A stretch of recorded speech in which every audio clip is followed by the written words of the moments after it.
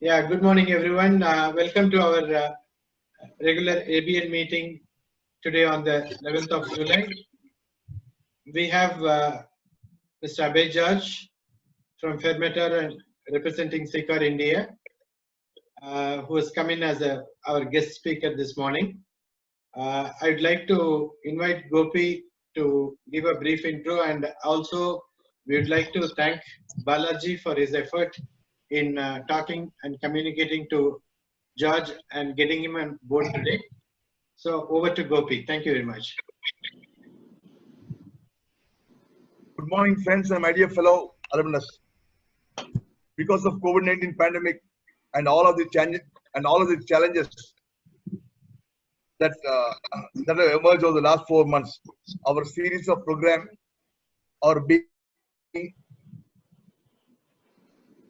taking place as a virtual event.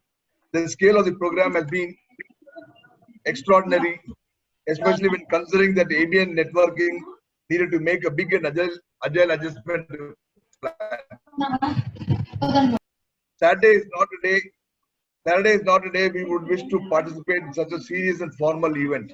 But when we approached Abey George, GM Fairmeter Group and Director SICAR Engineering, he readily accepted to be our guest speaker and share his thoughts on the topic new normal, strategy and business. Abey George belongs to the 1989 batch mechanical engineering from our famed university.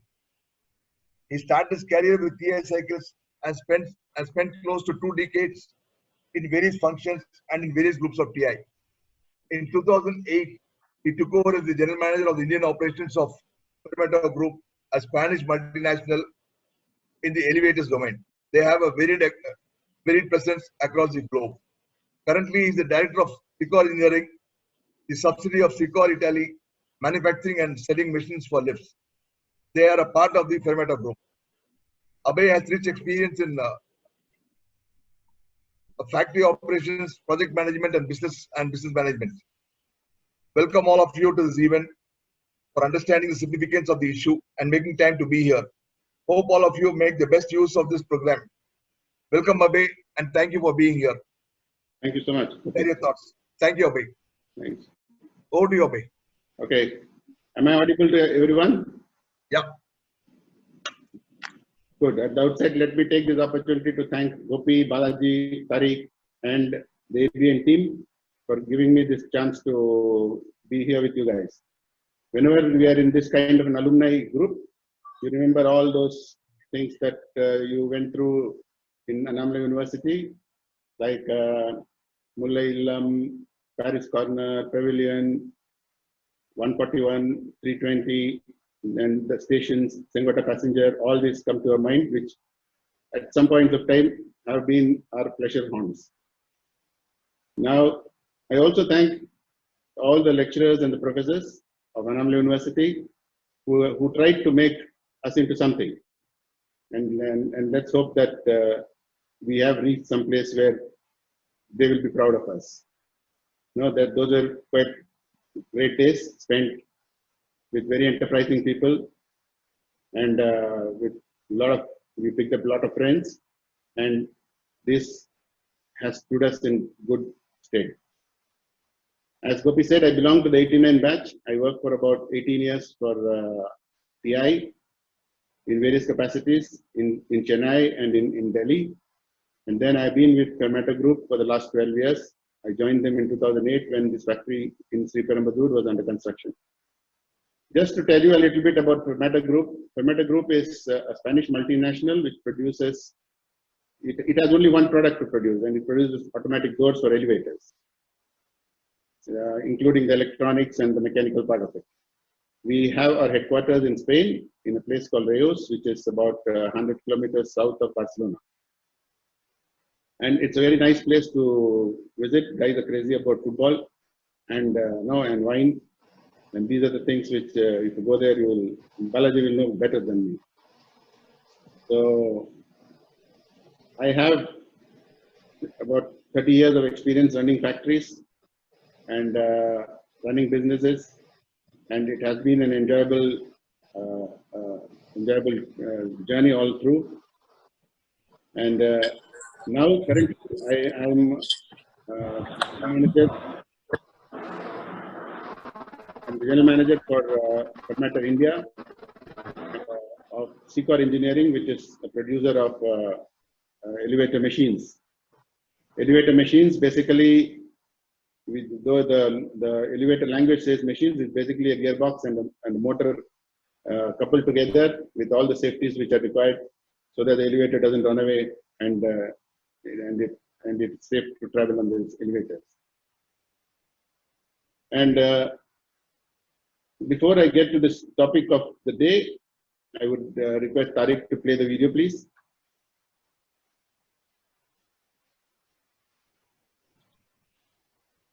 Tariq, can you hear me? Yeah, Judge, can you please stop your share so that I can start this video? Yeah, I've done that. One moment.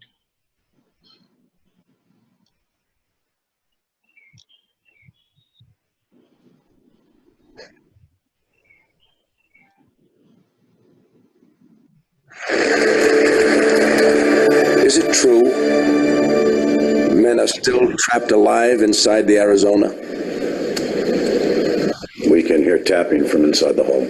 We're doing everything we can to get to them, but they're 40 feet below water.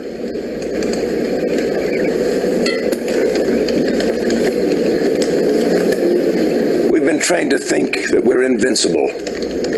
And now our proudest ships has been destroyed by an enemy we considered inferior. We're on the ropes, gentlemen.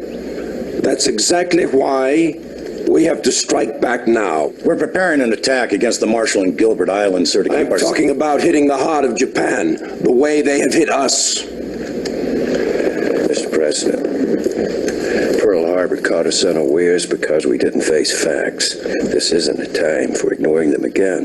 The Army Air Corps has long-range bombers, but no place to launch them. Midway is too far, and Russia won't allow us to launch a raid from there. Admiral? Navy's planes are small. They carry light loads and have a short range. We'd have to get them within a few hundred miles of Japan and therefore risk our carriers. And if we lose our carriers, we'll have no shield against invasion. Does anyone in this room think that victory is possible without facing danger? We are at war. Of course there's a risk. But consider the risk, Mr. President. If the Japanese invade us right now, they would penetrate as far as Chicago before we could stop them. Gentlemen, most of you did not know me when I had the use of my legs. I was strong and proud and arrogant. Now I wonder every hour of my life why God put me into this chair. But when I see defeat in the eyes of my countrymen, in your eyes right now, I start to think that maybe he brought me down for times like these when we all need to be reminded who we truly are, that we will not give up or give in. Mr. President, with all respect, sir, what you're asking can't be done.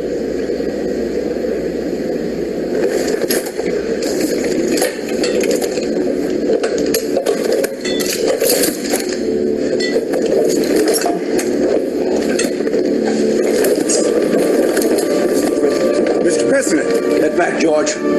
Get back.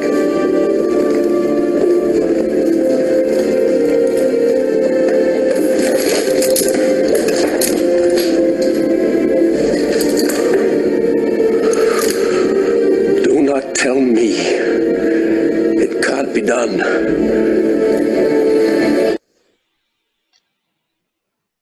Thanks, Tariq. Yeah, over to you, George.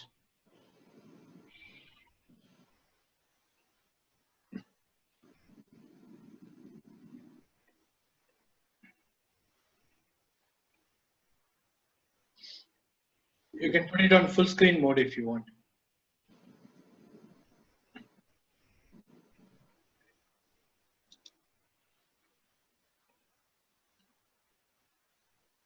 Yes. Thank you. Okay. So this clipping is from, everybody knows this movie. It is from the Pearl Harbor.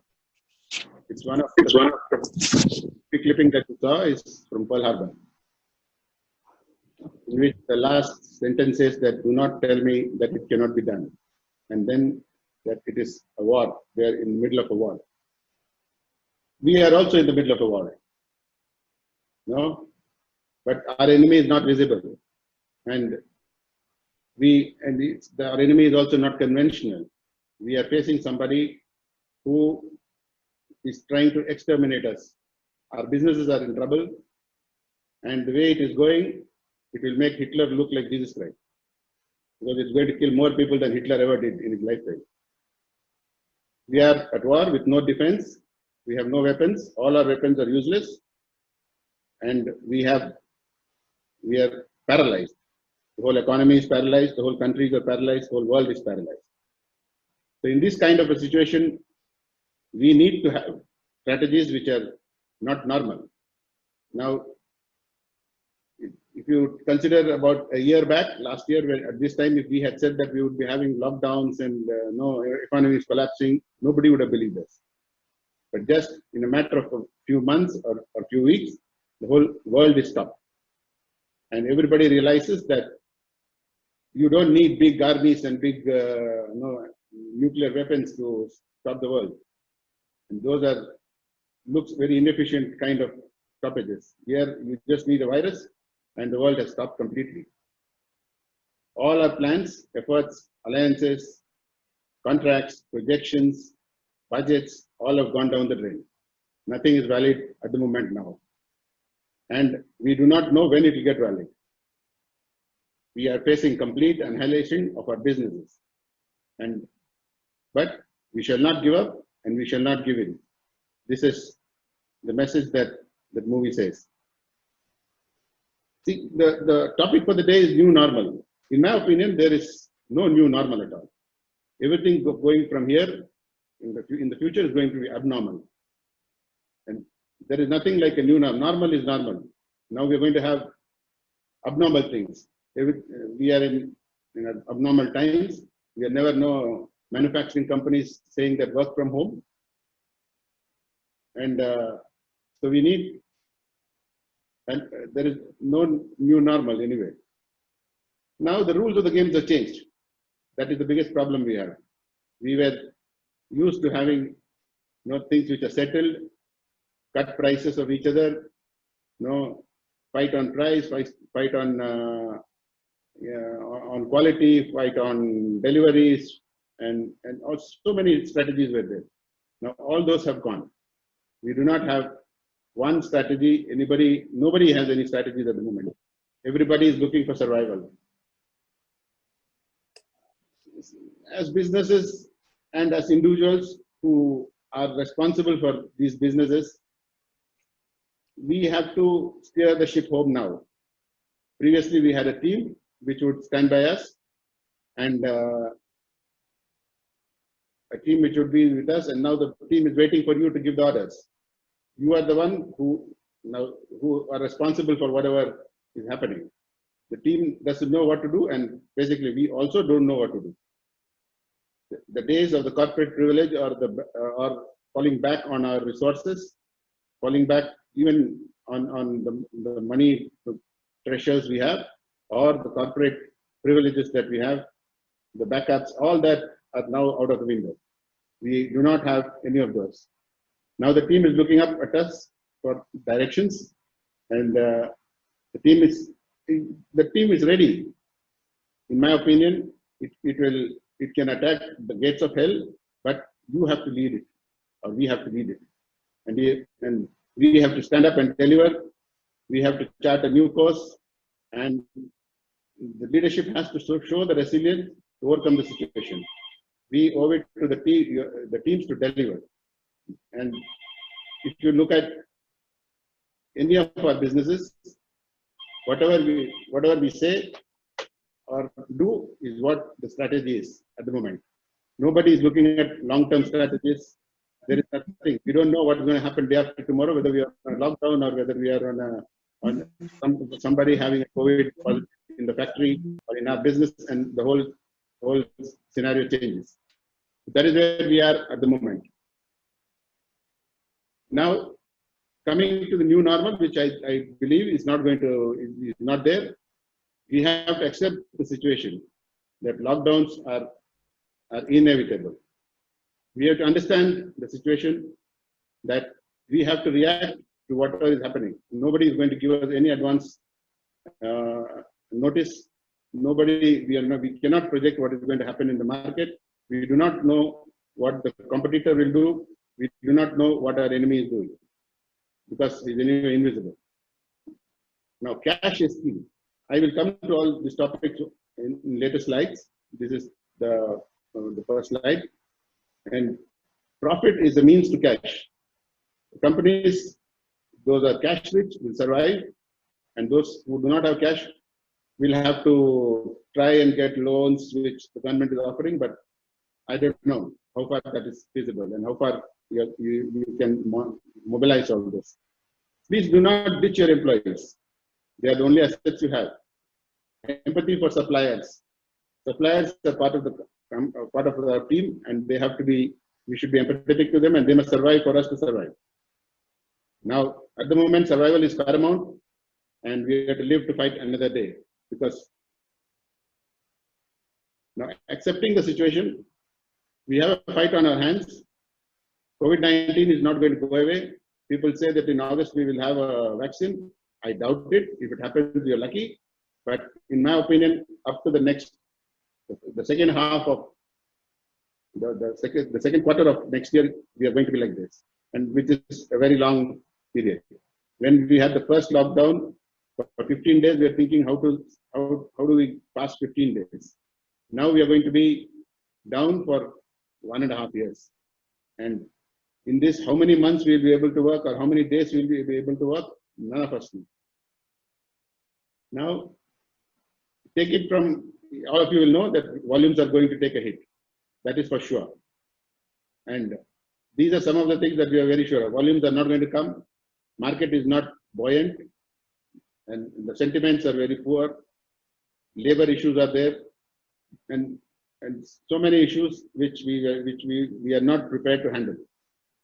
Be reconciled to the fact that we are going to be hit one day. Any of us could get affected by coronavirus. And this is going to happen one day or the other.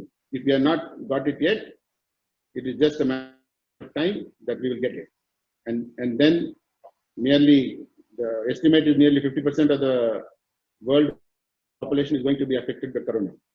So we have to be prepared for it mentally, because it's more a mental shock than it's not that people who get affected by corona die normally. The fatality percentage is quite small.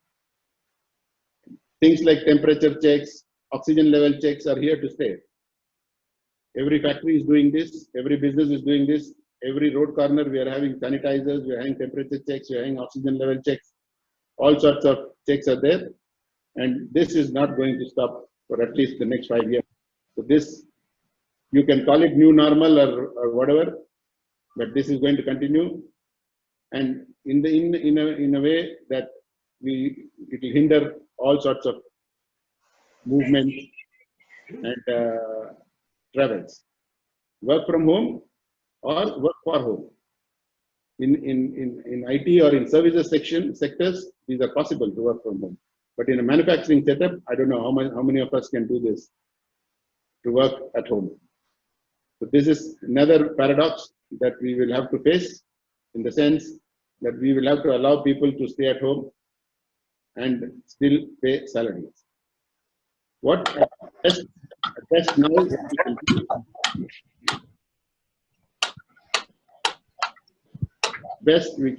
what we can do is to prepare a contingency plan, which is what is necessary now.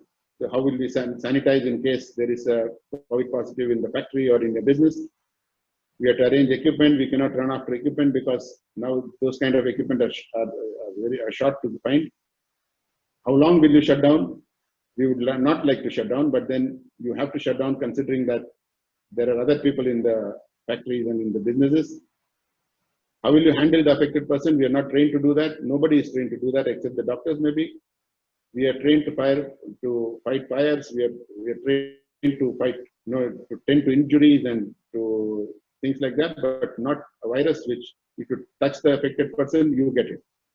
And somebody has to take these kind of decisions of shutting down the plant or keeping the plant running. Both have their own risk. Now, what is it that we can do? First and foremost is do not panic. More importantly, do not show panic. If you run around in the factory showing panic, the factory will panic. And if the same happens in the businesses, same happens in offices, they are looking at us to see what kind of reactions we give. Communicate to the team as often as possible. This is very important. Now, while communicating, you should be positive and you have to behave positively. It is not that this is not a doomsday message. We are not going to be extinct by the end of next year.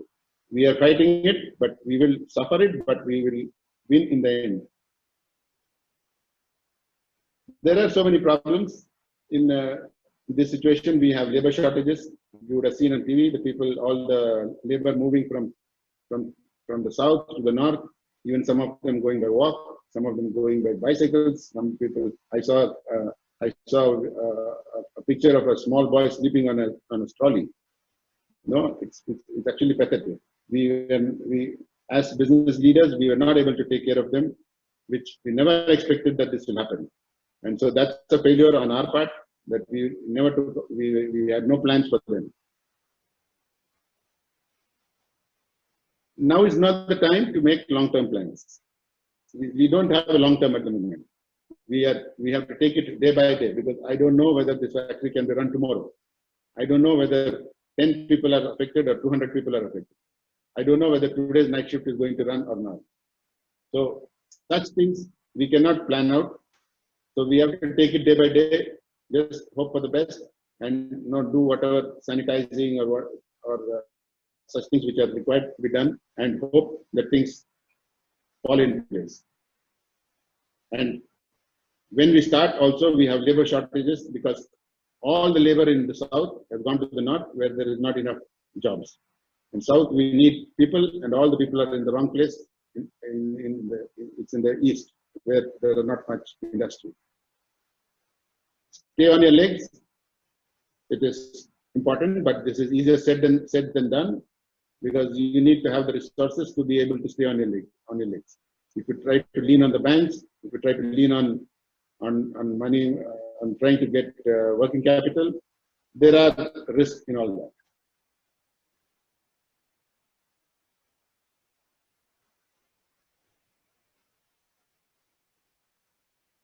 Now, cash is king. If you have cash, you are fairly good. You have to focus on collection. Just do not run your factory. Just do not run your factory to keep your employees busy. It is not the right time to convert raw material into finished goods and wait for somebody to buy it. We are not running a fish market or a vegetable shop where the stock is brought in and they wait for people to come and sell. What happens if I produce just to keep my employees busy? I convert raw material to finished goods, and the finished goods stay in the factory. In the purchase department, trying to fill up the stocks again in the raw material, buy more parts and more material, and then after 60 days or 30 days, you will end up having to pay with your finished goods still in your factory. So you will run into cash problems. So this is not the time to push for keeping employees busy or to push for higher productivities. Productivity has no meaning now. It is just throughput, which is the game now. If your orders for 10 units, you produce 10 units. You don't produce 100 units and sell 10 out of them. If you do that, you will run out of cash, because all your cash will be in inventory.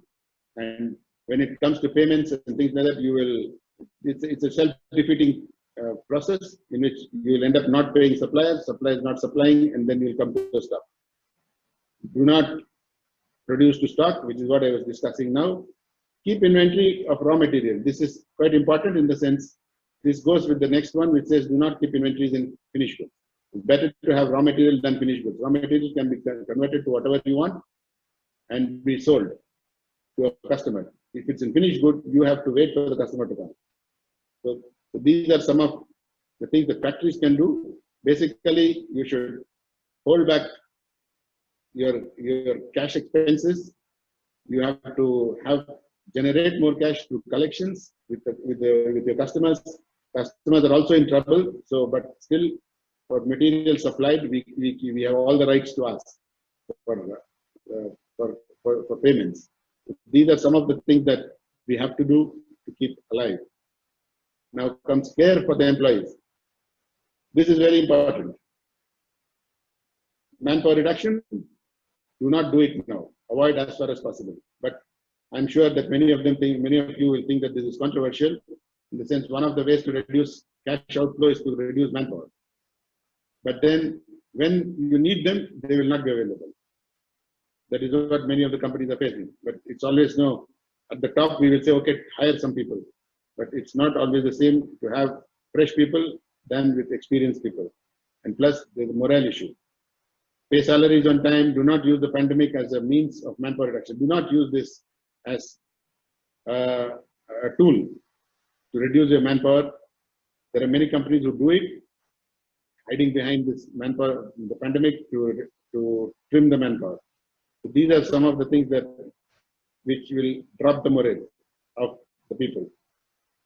And if you need to pay salaries, and do not introduce some new schemes which like revamping a canteen, because that is not a priority, or doing planting trees. Working from home, I put it under some asterisks, but exclamations, but let's see. Work from home is, I think, being misused quite a lot, and people who want to take leave ask for, nowadays the term is, even for leave, they call it work from home. So such things should be avoided. We have to just maintain status quo and hope that things fall into place. This is not the time to do anything new. We have to do the old things, the basics right, and continue with that till maybe another year or another year and a half when we are out of this COVID problem. Until that, doing any long-term improvements or long-term programs should be avoided. Suspend all reward schemes and sales incentive schemes. So there are a lot of reward schemes, man of the month, man of the year, man of the day, sales incentives dependent on the number of units sold, and there are all these kind of reward schemes. If you can suspend it, it is the best thing to do. Because we don't want the sales team to work for incentive. We want them to work to keep the factory moving. But if they get orders without getting payments, and just because they want to meet some numbers and meet some incentive schemes, then we are in trouble. So such things, temporarily we can suspend it. Maybe we can bring it back once we are in normal condition. Now, empathy for suppliers. Suppliers, as such, are part of the company. We have to pay them. We have to take them along with us. Otherwise, you come to a stop very fast.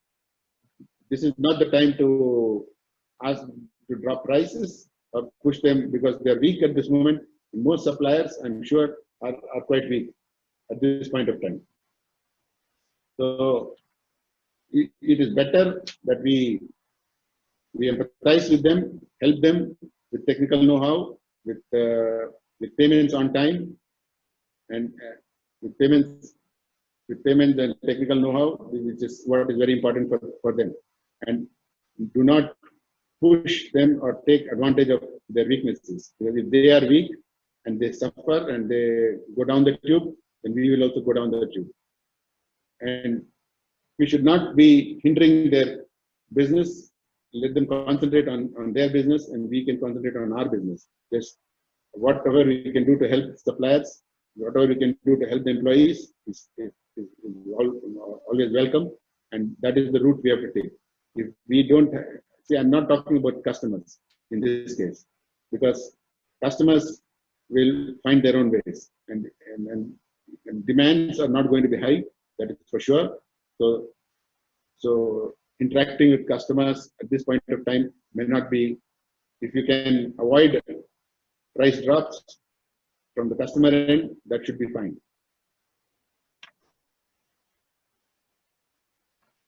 So surviving today is the most important thing. Today we look at short terms. Volumes are going to take a hit, like I said before. I think straight away, even the best companies have a volume hit of 20%. Most markets are going backwards, and most markets are collapsing.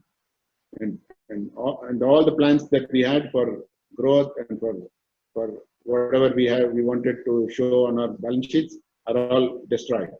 For example, we are constructing a plant in Ahmedabad, which we have said no go slow, because for the existing plant in Chennai, we do not have the full capacity load. We can still do another 40% more, and we have gone back by 2 years to whatever we are doing now. So these 2 years that we caught up, and the industry is not doing too well.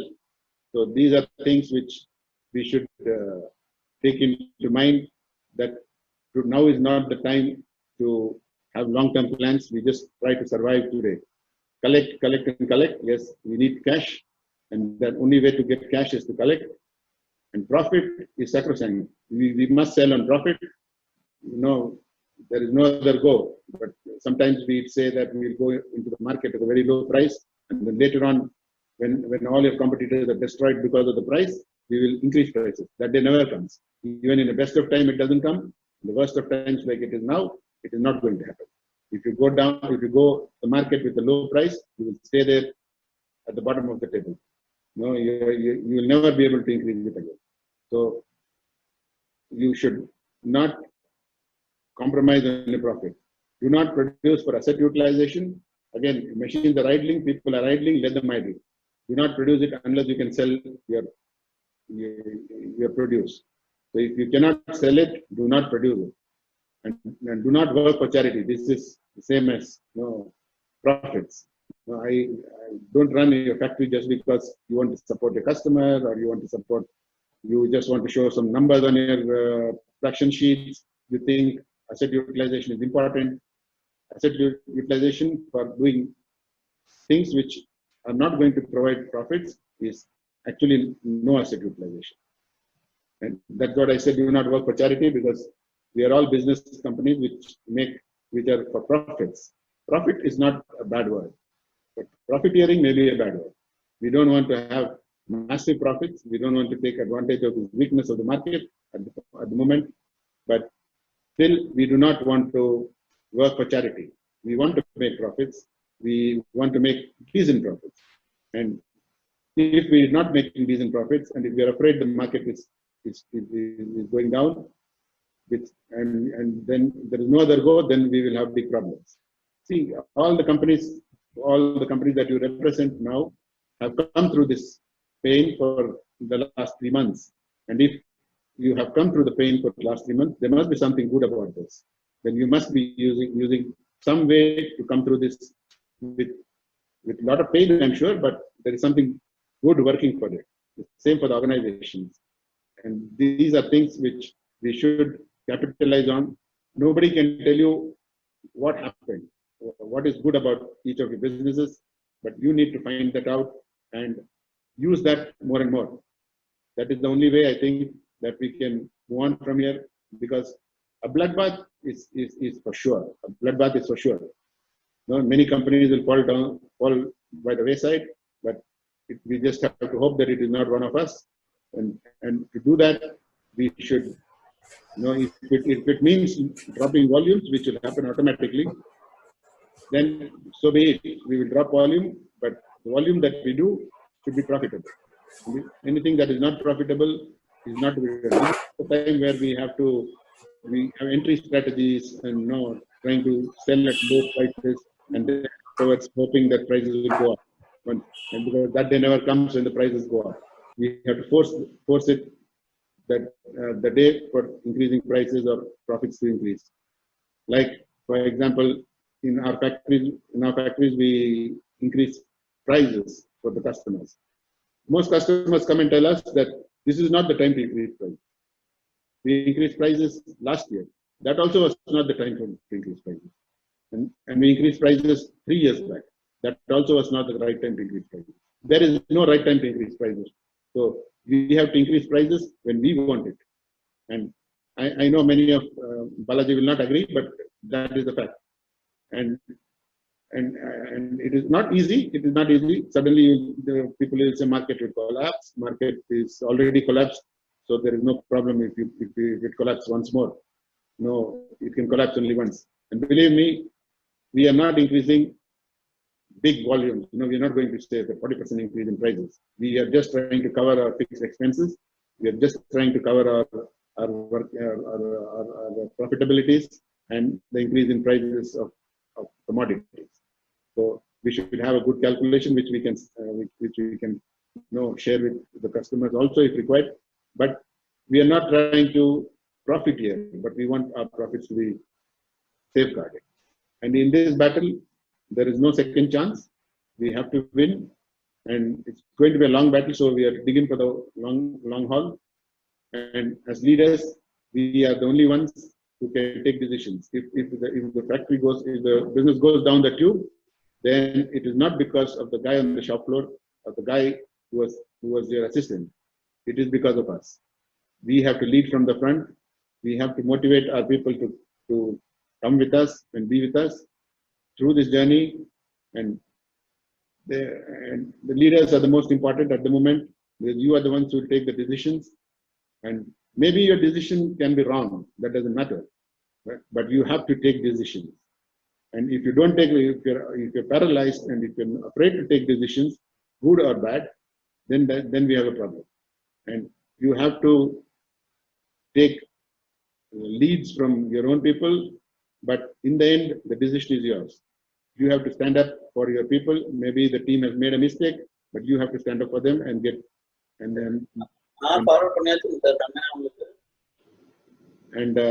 win the confidence of these people, of our own team. This is the only thing that is going to take us through this testing times. We have to lead from the front.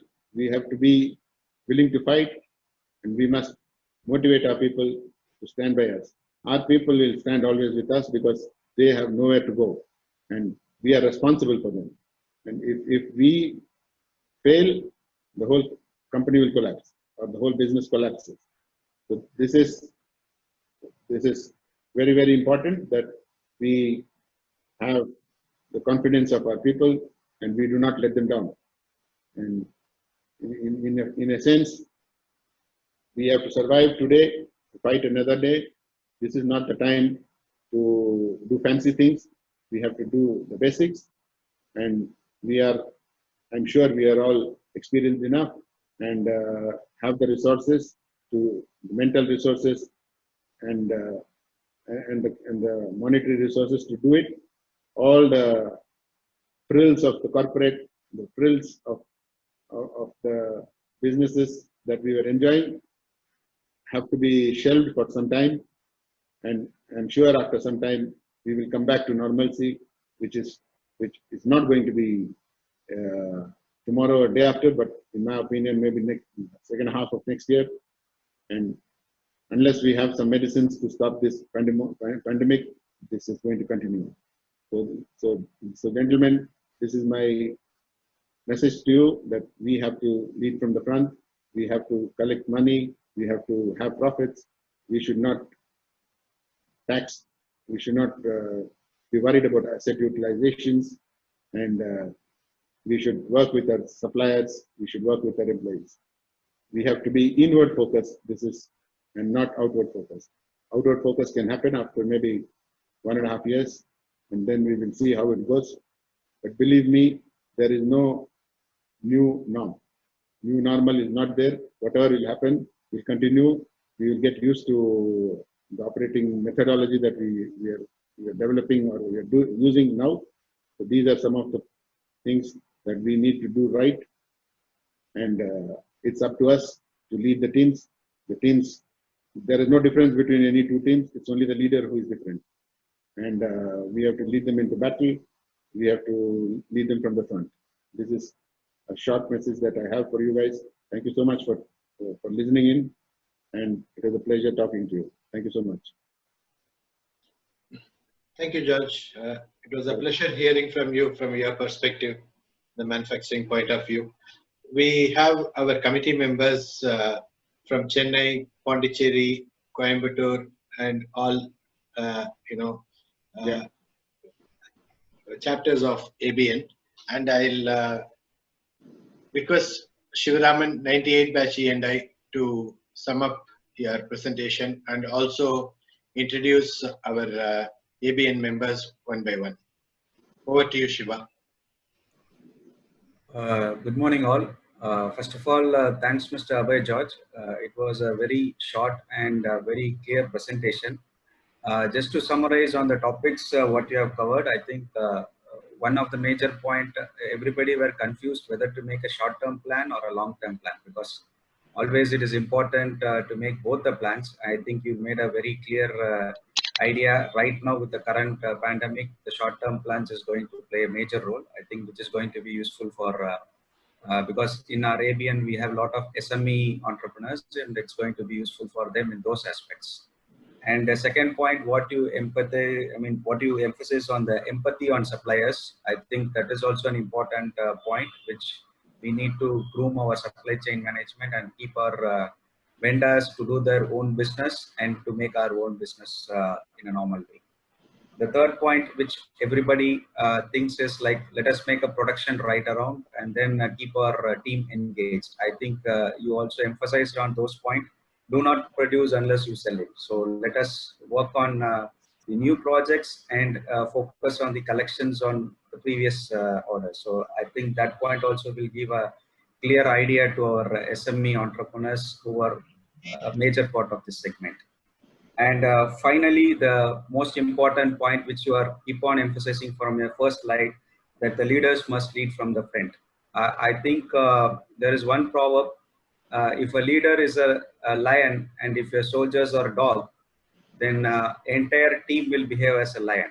And at the same time, if a leader is a donkey and even if your soldiers are lion, they will all behave like a donkey. At that point of time, I think you as a leader focusing on your team and supporting the entire fermenter group. And thanks for your valuable time.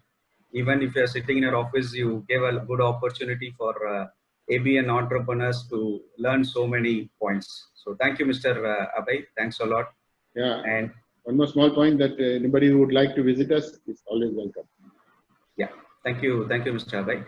And thanks to our organizers, Mr. Gopi, Mr. Tariq Kamal, and our special thanks to Balaji Anna, who made this opportunity and have a very beautiful session. Now it's time to question answer session. So once the question answer session is over, then we will have an introduction session of our members. So one by one, you can ask your question. Any questions right now? Yeah, morning. Rajendran here. Abey, good morning, Rajendran, your classmate. Yeah. Thanks. Your presentation was very practical, relevant, and implementable. Yes, we are in challenging times. Abey, I'm just asking you a question. What are the positives from this COVID for business? For example, if you ask me, in my own experience, I would say that the way in which we were providing technical support, right? Definitely after the COVID, it is going to undergo a lot of changes. And we are very confident that we can do a lot of things remotely, right? What was happening face-to-face before, all this can become remote now. Likewise, from your experience, what do you think we should take from this COVID and start applying after the COVID is over? See, always one of the things that happened in Technodoors or in the Fermenter group in India was that we were not so focused on collections. So the importance of cash was never felt by the sales team, because we have an incentive scheme for in Secor India also, especially, where the volumes sold are what is considered, the numbers, but not the turnover. So there is this tendency to sell underpriced, and so we lose money and then over a period of time, cash flows go for a toss. So importance of cash flow is important because we never tell the cash what is in the bank to any of our sales teams because we don't want to reveal our bank balances and things like that. Either it is too high, then we don't want to say, whether it's too low, which also we don't want to say. So if it is medium, then yes, we may try to say some vague figures. But one of the takes of this is that we have to be prepared with cash or with resources when something like this hits us. Because we never imagined that something as small as a virus is going to pull down these big businesses that we have. It was always that we are fighting against the competitors, or we are trying to reduce prices with the customer, with the suppliers, or increase prices for the customers. So these are things which we need to focus on, and this is a positive learning that the sales team has started talking about, say, of cash, of collecting. Thanks, Abey. Yeah. Any other questions?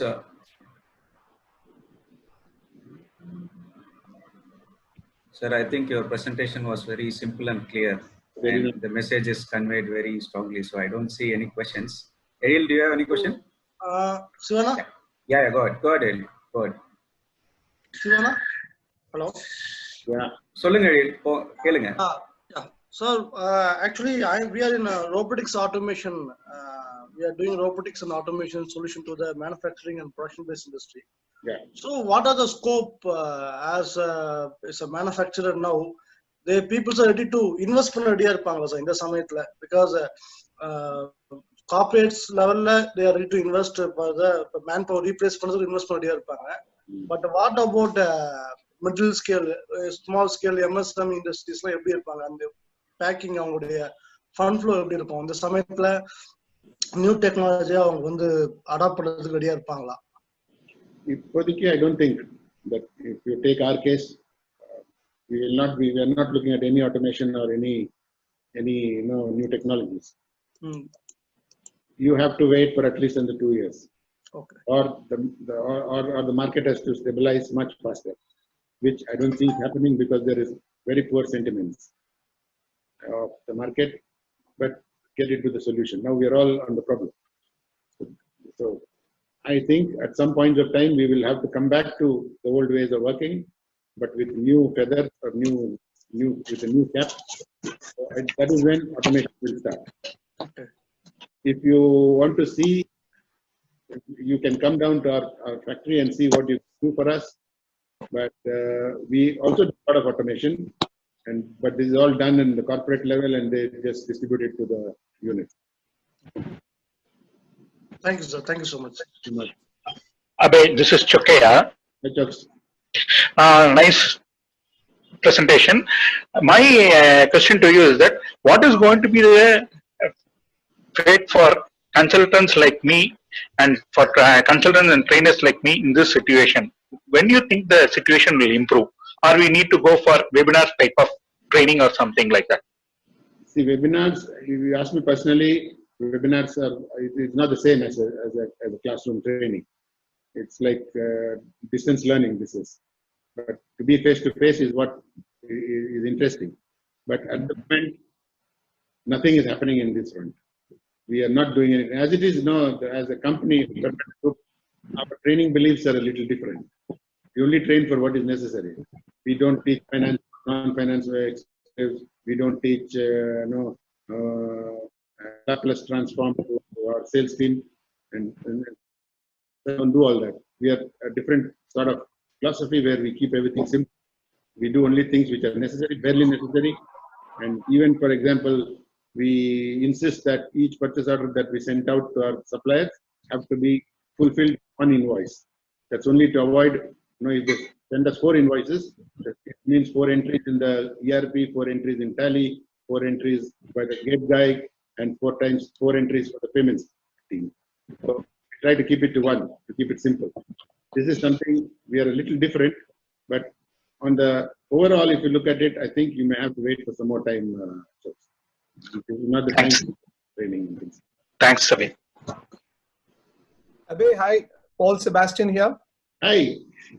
Good to see you. Good to see you also. Yeah, it's been 35 years, and congratulations on your achievements. I remember your bowling to Biju and breaking his nose. I don't know what I broke here. I liked your comment on cash is king, right? Yeah. And yeah, I guess we all learned it back from college days when people used to borrow money from you, right? Yeah, so you had to keep protecting your money all the time to make sure it lasts you the whole month, right? Yeah, the question actually is now within your industry, right? Your company, your industry, your suppliers, your buyers, what are the changes you've noticed in terms of credit terms? Credit terms, see, payments are very poor now. People know, not that it was any better before, but this is another excuse for not paying. People, there are companies which regularly pay, like the big multinationals or the first level of the second and the smaller companies. But there is a huge tail which don't pay. And we have to do all sorts of things like stopping supplies and things like that. And calling them up every day. But in India, the fact is that if you ask them for payment, it is only after the payment period. When you ask only, they start thinking of it. Right. Have you made any changes to your policy? You said like if the payment term was 90 days or whatever it was in the industry. Have you changed it? Has it become cash payments now? You know, what is the change you've noticed? Yes. You and your suppliers and your buyers. See, on supply customers who pay regularly on time, we have done no changes. We just leave it at that. But people who are not paying, we do try to collect by force or by by following up with them. But payment terms, really, it is meaningless to do anything in payment terms. They're not going to pay anyway. So where's the question of payment terms? If you make it 90 days, they will not pay in 90. Make it 120, they're not going to pay in 120. So payment terms are always on the paper. Okay, thank you, Abey.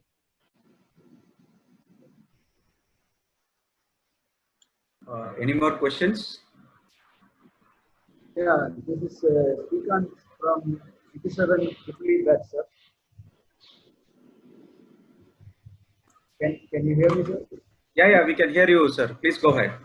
So, sir, I'm a manufacturer. We manufacture electrical switch gears for power distribution. I have a lot of interesting things in a presentation, sir. I have a question. Now, see, currently the opportunities in the market is very less. I mean, there are only very few customers asking for panels and so on.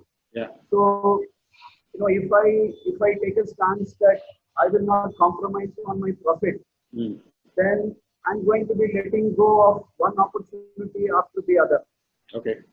Now, in this scenario, you're also suggesting or recommending that we should keep paying our employees and so on. Yeah. So the pain keeps getting higher and higher. If I say that I will not take this order because it's not giving me the profit margin that I want. Yeah. So how do you balance this, sir? What do I do? See, it is the first preference of payment is to your employees.